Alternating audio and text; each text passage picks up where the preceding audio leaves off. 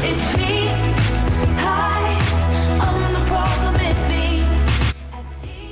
Well, fans of Taylor Swift certainly know what the problem is. After the disastrous rollout of tickets for the singer's latest tour, Swifties are laying the blame squarely at Ticketmaster's feet.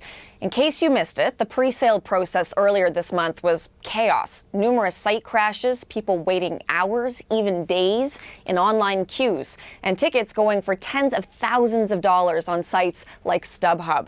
Ticketmaster blames the issues on unprecedented demand and has canceled a general public sale.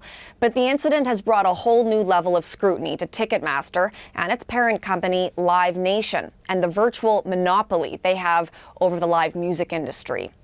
And a lot of people are asking, is it time for lawmakers to intervene? And that's what we're going to be taking a closer look at today on the Sunday Conversation. So joining me from Six Nations, research fellow at the Yellowhead Institute, Courtney Skye, and Ju-Young Lee, an associate professor of sociology at the University of Toronto. Welcome to you both and happy Sunday. Good morning. So Thanks Courtney, absolutely. So Courtney, I would like to start with you. I think a lot of us have probably had a similar experience of really wanting tickets for something. You're online, you're ready, you're waiting for them to go on sale, and then bam. Moments after it opens, you're maybe, number 2,000 in the queue already, or you get kicked out of the system. So what do you make out of the chaos of the sale and that it's the fact it's now getting people's attention?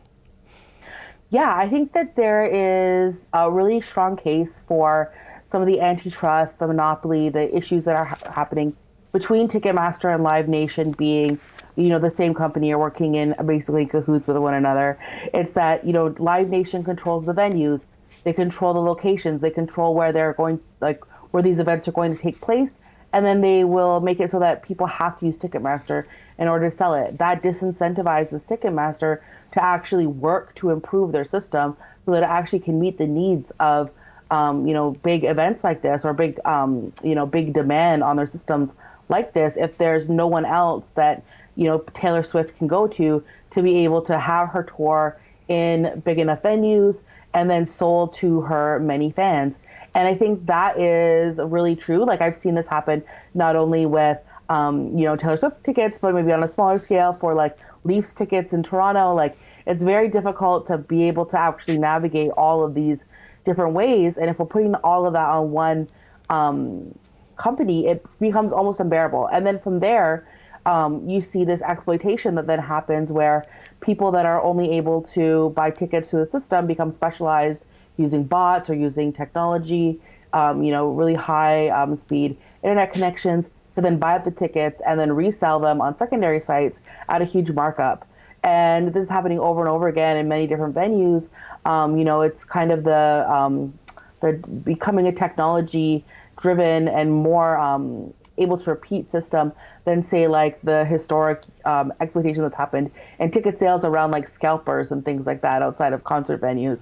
So I think that's what's happening here. And I'm glad that there's something being taken serious about this because oftentimes when young women, especially who are primarily the fans of Taylor Swift, are taken advantage of or disincentivized by systems, people ignore that. And I think we do need to take very seriously, especially considering how young her audience is and how vulnerable they are to different forms of exploitation. So Ju-Young, let's pick up on some of that because it doesn't seem like there's a lot of accountability here. So what impetus is there really for Ticketmaster and Live Nation to even fix the problem or try and innovate with some of their systems here? It doesn't really seem like there's any reason for them to because there is such a monopoly. Yeah, I agree completely with Courtney. That's the one of the good things about having healthy competition in the market. So Live Nation, Ticketmaster has no real incentive to change things because, they do have a stranglehold on this market. And let's not forget that in 2019, there was a leak from executives at Live Nation where on a Metallica tour back in 2017, they were pumping a large number of pre-sale tickets into the resale market right off the bat to drum up demand and to kind of line their pockets. And this is the same company that in 2022 is reporting a 62% revenue increase. So they have a $6 billion revenue in 2022 compared to 2019. So I feel like these are all just huge red flags over the past, handful of years, and they seem to be repeat offenders and creating this market that's completely inaccessible to the average fan. So it's a really bad look on the industry's part, I think. And Courtney, as you were saying earlier, and as we just heard there from Ju Young, like it is live fans, or young fans, pardon me, that really seem to be impacted a lot of the times by this because they're wanting to see these artists, but they can't necessarily afford it. So because it's so prohibitive for a lot of people, especially young people, given those prices, what does that mean for the industry going forward?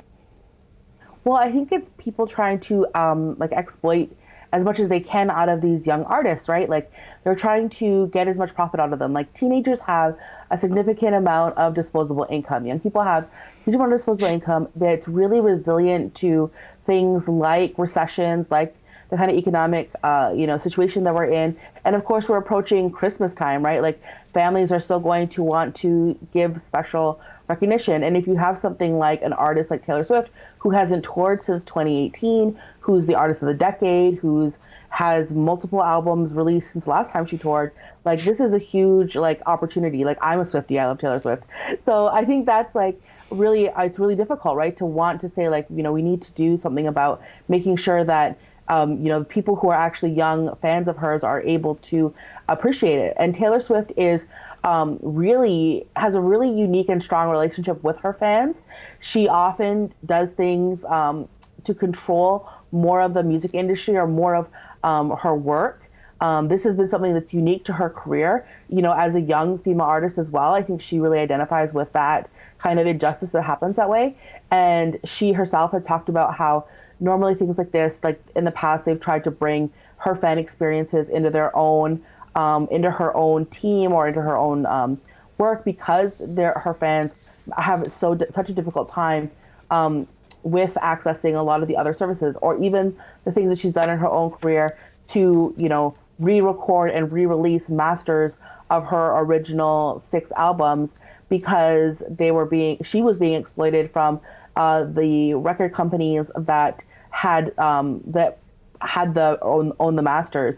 And so she's had this kind of, take control of it for the empowerment of young women or young fans. And I think she's if there is going to be an artist who will also take on, a big issue like this, it would be Taylor Swift. She would be willing to have, a strong hand in challenging that status quo so that it is more fair and that her fans do feel like they are able to make that connection with her. Ju Young, wondering here about possible role for government in all of this, because this is not the first time that a corporate merger has meant less choice for consumers. Thinking here about telecom, airline industries, whatever it might be. So do you think that there's a bigger role here for government to be doing more to protect consumers? Definitely. I mean, I think that's why we have antitrust legislation. It's because to prevent situations exactly like this. And the Justice Department has previously investigated Live Nation for anti-competitive practices. Back in a handful of years ago, there was a New York Times report that they were threatening Ticketmaster's primary competitor, AEG, if they were, trying to book with artists. So I think that there's definitely a strong role. And then you see the tweets of people like AOC, Alexandria Ocasio-Cortez, who, is a very visible person on social media who has taken, who's noticed that this is happening with this particular tour. So I think that there's kind of a groundswell of attention around this. And I agree, Taylor Swift is probably one of the unique artists in our time who has the kind of popularity, visibility, and also a relationship, as Courtney's saying, with her fans to take this on. So I think this could be an interesting moment where we see some actual change, hopefully. And Courtney, your thoughts on that, if there's maybe a bigger role for government to play in all of this? Yeah, I definitely think there's definitely a space for scrutiny as well, because there's so many instances where something is deemed to be feminine, and especially for young women, seeing Taylor Swift as both a young female artist, but a lot of her fans being young and female, is that we tend to disregard when they are taken advantage of or when they're exploited. So I hope that when we see these kinds of power imbalances, because that's what we're describing right now, is the power imbalance that Ticketmaster, Live Nation, these corporations have over something that is of value to young people, that we disregard the exploitation and the power imbalance that's there. But when we analyze that and we see that there is exploitation happening, that we know that that impact on young people makes them really vulnerable to things like all different forms of discriminations and things like that. So all the people that are involved in these industries, whether it's the music industry or venues, all these things, like that's a system that's all maintained by adults. And when we are put in a position of trust to make these decisions over things that impact the lives of young people, there should be added scrutiny. There should be, a higher level of accountability. There should be a willingness to do an analysis, a gender-based analysis, age analysis, to know that we are not taking advantage of young people and the industries that we're creating as adults.